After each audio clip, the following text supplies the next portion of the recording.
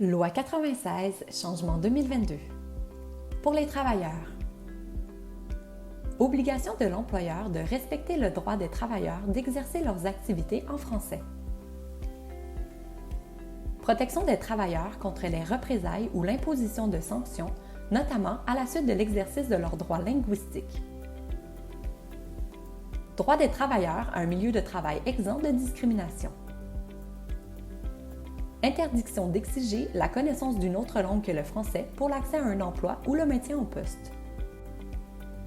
L'employeur doit avoir pris au préalable tous les moyens raisonnables pour éviter d'imposer cette exigence. L'employeur a l'obligation de justifier l'exigence lors de la diffusion de l'offre d'emploi. Francisation des entreprises. Inscription à l'office et démarche de francisation.